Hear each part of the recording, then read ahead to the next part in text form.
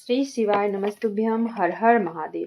राजस्थान राज्य के रतनगढ़ जिले के चूरू में गुरुजी पंडित प्रदीप मिश्रा जी द्वारा श्री शिव महापुराण कथा आज से शुरू हो गई है, जो कि आप लोगों को पता ही होगा कि प्रथम दिवसीय की कथा जो चल रही थी, ये 7 दिवसीय कथा चल रही थी, जो प्रथम दिन की कथा शुरू हुई तो 1 घंटे पहले ही कथा रद्द कर दी गई थी, क्योंकि बहुत तेज आंधी तूफान आने के वजह से कथा रद्द कर दी गई थी। और द्वितीय दिवसीय की दूसरे दिन की जो कथा थी, उस दिन कथा पंडाल क्षतिग्रस्त होने के कारण दूसरे दिन की कथा नहीं हो पाई। 1 घंटे की शिव चर्चा चल रही थी, जो कि आपको टीवी और आस्था चैनल यूट्यूब के माध्यम से टीवी और मोबाइल पे नहीं दिखाया गया है। आज तीसरे दिवसीय की तीसरे दिन की कथा है, जो कि शुरू हो गई है। ये कथा 7 दिवसीय चलने वाली है। 11 अप्रैल से 17 अप्रैल तक आस्था चैनल यूट्यूब के माध्यम से आप देख सकते हैं। ये कथा आप दोपहर के 1 बजे से 4 बजे तक देख सकते हैं। आज की कथा और आज का वीडियो आप सभी के लिए बहुत ही महत्वपूर्ण है, क्योंकि अभी बैसाख का महीना शुरू हो गया है। आज से कल प्रथम दिन पहला सोमवार, बैसाख का जो पहला सोमवार है, तो इसके लिए गुरुजी विशेष उपाय बताए हैं। इस उपाय को करने के लिए भूलिएगा मत, चूकिएगा मत, क्योंकि साल में एक बार ही ऐसा मौका आता है। ऐसा मौका बार बार नहीं मिलता है, तो आप लोग जरूर इस उपाय को कीजिएगा। आज विशेष 2 उपाय गुरुजी बताए हैं।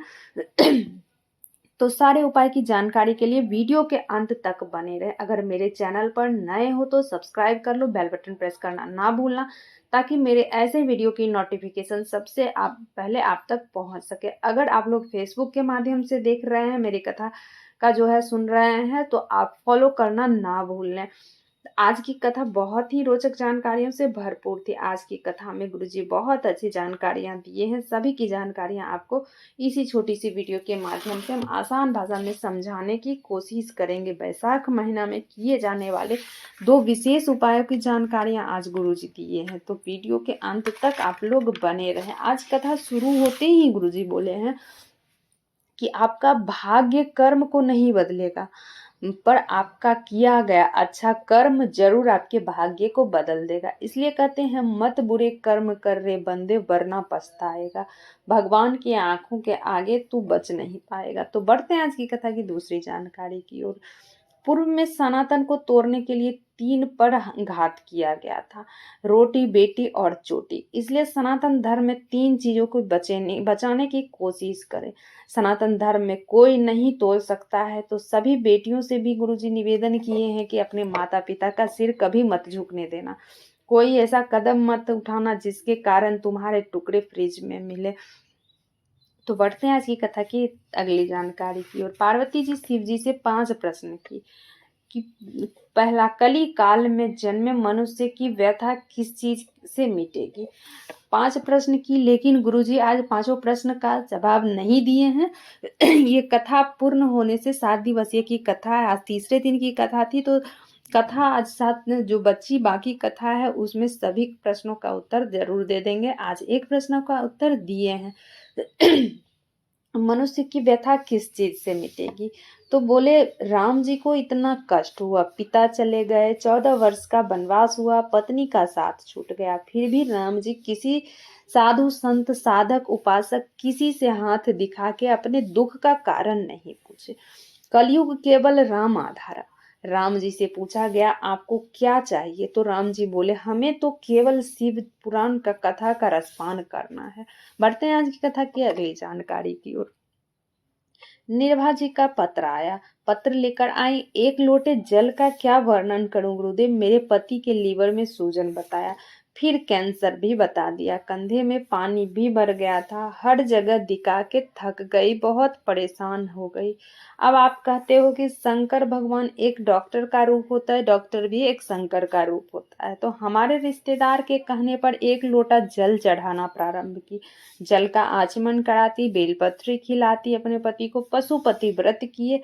फिर 1 महीने बाद जांच कराने गई तो मेरे पति पूर्ण तरह से स्वस्थ हैं। डॉक्टर बोल दिया अब पूरी तरह से ये ठीक हैं। रोग मुक्त हैं, उसी का आभार व्यक्त करने हम कथा पंडाल में आए। बढ़ते हैं आज की कथा की अगली जानकारी की ओर। नर्मदा जी पत्र लेकर आई।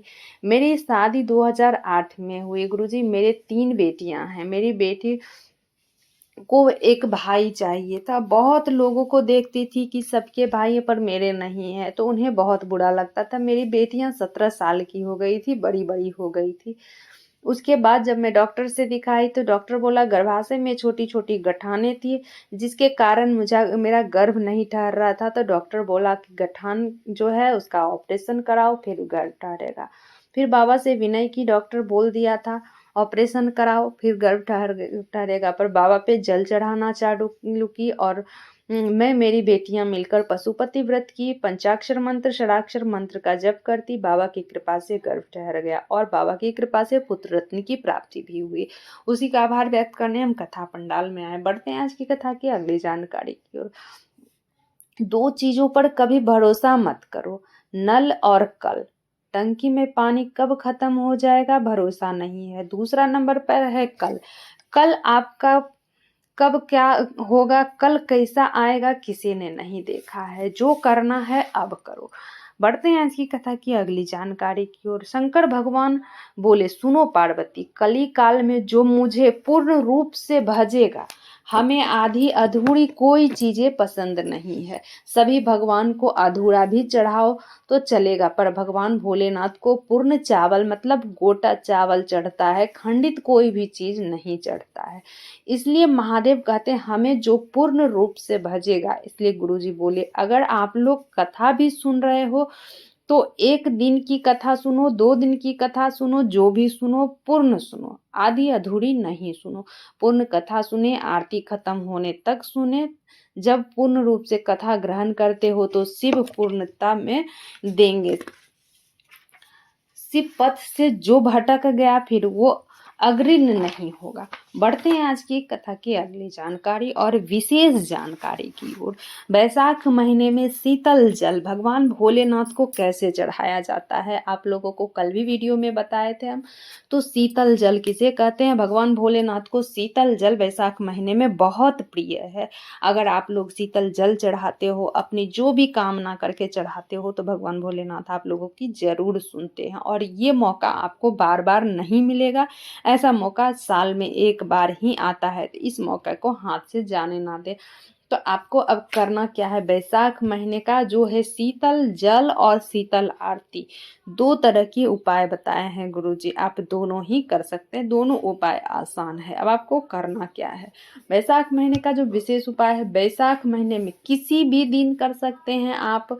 कल है पहला सोमवार, वैशाख महीने का पहला सोमवार, सोमवार के दिन कर सकते हैं। अगर सोमवार को ना कर पाए तो प्रदोष का दिन, महीने में 2 प्रदोष होते हैं, तो वैशाख महीने में भी 2 प्रदोष होंगे, तो आप किसी भी प्रदोष के दिन करें। अगर प्रदोष के दिन ना बन पाए तो मासिक शिवरात्रि जो होती है, शिवरात्रि के दिन भी आप इस उपाय को कर सकते हैं। ऐसा मौका साल में 1 बार ही आता है, तो इस वैशाख महीने में 2-4 दिन का मौका है, आप लोग हाथ से जाने ना दें। जिस दिन बन पड़े उस दिन जरूर इस उपाय को करें। तो अब आपको करना क्या है, एक मिट्टी का पात्र लेना है। अब मिट्टी का घड़ा हो, मटका हो, जो भी हो, छोटा हो बड़ा हो, जैसा भी हो ले सकते हैं। मिट्टी का एक बर्तन ले ले, उस पात्र में रात्रि में ही पानी भर के रख दे। हो कुछ भी हो ना हो, आपके पास जो दिया हो, अगर बड़ा सा दिया है तो उसमें भी आप जल भर के रख सकते हैं रात्रि में। वैशाख महीने के किसी सोमवार को, किसी प्रदोष के दिन, वैशाख महीने के शिवरात्रि के दिन, आप किसी भी दिन इस उपाय को कर सकते हैं। अब आपको रात्रि में ही जल भर के रख देना है। जल भर के जो रात्रि में आपने रखा है, अब सुबह उसको अपने घर के प्रत्येक व्यक्ति का स्पर्श करा के, आपके घर में जितने भी व्यक्ति हैं प्रत्येक व्यक्ति का स्पर्श करा दें। स्पर्श कराने के बाद अब उस जो है मिट्टी के पात्र में जो आपने जल भर के रखा है, उस जल को जो है आप तांबे का कलश में ले लें। मिट्टी के पात्र से आपको जल नहीं डालना है। तांबे के कलश में जल ले लें और इस जल को लेकर के आप शिवालय चले जाएं। तांबे के ध्यान रहे, तांबे के कलश में आपको ये जल लेना है। लेकर के शिवालय जाएं। शिवालय जा करके आप कुंदकेश्वर महादेव के नाम से समर्पित कर दें। कभी आपको पीछे मुड़ के देखने का जरूरत नहीं पड़ेगा। जीवन में उन्नति करते चले जाओगे। ये उपाय करने से चूकना मत। आप जो भी कामना करके इस उपाय को करते हैं तो आपकी मनोकामना जरूर ही पूर्ण होती है। आप उन्नति की ओर जरूर बढ़ेंगे। बढ़ते हैं अब अगले उपाय की ओर। अब दूसरा उपाय जो है रोग निवारण। आपको लगे कि बहुत बड़ी बीमारी हो गया है, बीमारी ने घेर लिया है, तो आप शीतल आरती करें। जब आप डॉक्टर से दिखाने जा रहे हो, आपके मन में बहुत भय लग रहा है, डर लग रहा है कि आपको कोई बड़ी बीमारी हो गई है, तब आपको करना क्या है, जब शिवालय में प्रवेश करते हैं तो एक पुष्प अपनी हथेली में रख लें। अगर बन सके तो आपके आसपास अगर आंकड़े का पुष्प मिल जाए तो बहुत अच्छी बात है। अगर ना मिले तो कोई भी पुष्प आप हाथ में रख सकते हैं, हथेली में रख लें।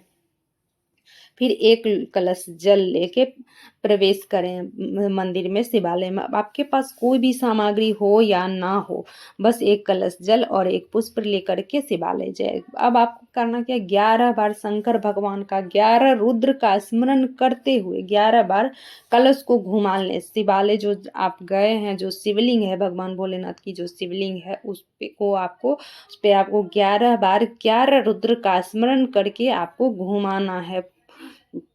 अब 11 रुद्र का नाम भी आपको हम बता देंगे। पहले आप उपाय सुन लें, उसके बाद 11 रुद्र, अगर आप लोग को नाम पता हो तो नाम भी बता देते हैं। आप नाम अच्छे से कॉपी में नोट करके फिर आप इस उपाय को करना। अब आप 11 बार जो 11 रुद्र का स्मरण करके जो आपने घुमाया है कलश को, अब आपको पुष्प को करना क्या है, जो माता अशोक सुंदरी का जो स्थान है, माता अशोक सुंदरी के स्थान पर आप वो पुष्प को समर्पित कर दें और जल को शिवलिंग पर समर्पित कर दें।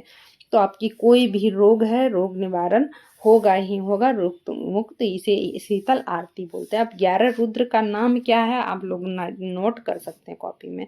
पहला है कपाली, दूसरा है पिंगल, तीसरा है भीम, चौथा है विरूपाक्ष, पांचवा है विलोहित, छठा है शास्ता, सातवां है अजपाद, आठवां है आयुर्बुद्ध, नौवां है शंभु, 10वां है चंड, 11वां है भव।